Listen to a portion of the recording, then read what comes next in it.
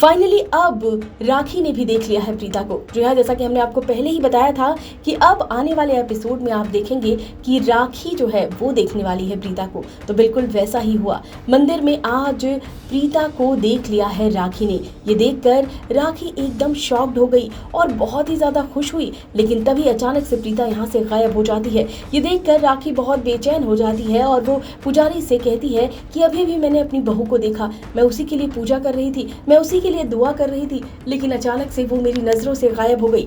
और फिर यहाँ पर इन सारी बातों को सुनकर पुजारी जी जो हैं वो काफ़ी ज़्यादा शॉक्ड हो जाते हैं। उन्हें समझ नहीं आता कि आखिर ये क्या कह रही हैं।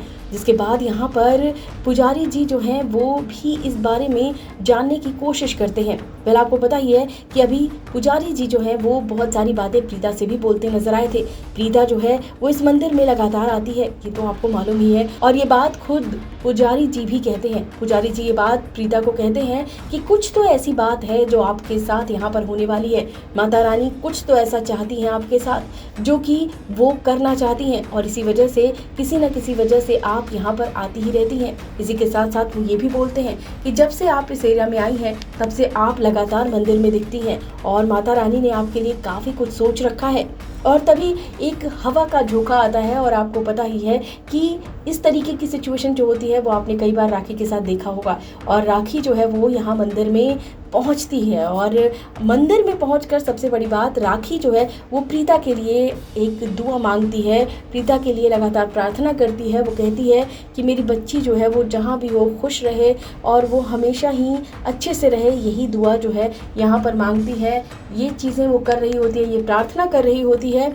और जैसे ही वो पलट कर देखती है अचानक से उसे एक फेस दिखता है, एक धुंधला सा फेस उस वक्त दिखता है उसे। और जैसे ही वो दोबारा पलटती है अचानक से प्रीता वहाँ से गायब हो जाती है।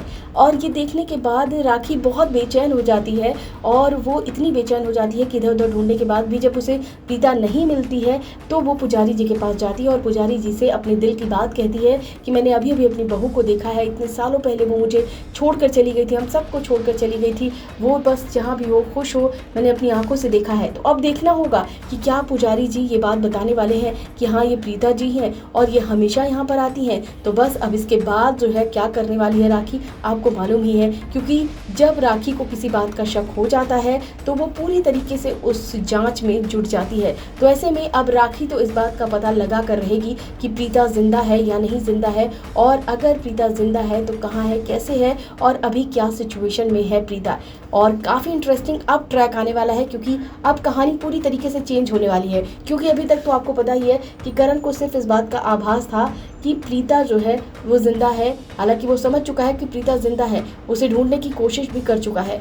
अभी प्रीता उसके सामने नहीं आई उस दिन के बाद से जब वो मंदिर में आया था। उसके पहले जो है वो ऋषभ ने भी देख लिया है, ऋषभ भी ये बात बोलता नजर आने वाला है। और अब बारी है राखी की। अब राखी भी इस बात को कहने वाली है कि उसने भी प्रीता को देखा है। ये सुनने के बाद ऋषभ और करण दोनों ही एकदम शॉक्ड होने वाले हैं, क्योंकि ये जो है ये ज़बरदस्त ट्विस्ट है कुंडली भाग्य का। इस वीडियो में बस इतना ही। टीवी एंड बॉलीवुड से रिलेटेड खबरों के लिए फिल्मी बीट सब्सक्राइब करें, और अगर ये वीडियो आप फेसबुक पर देख रहे हैं तो हमारी फेसबुक पेज को फॉलो करें।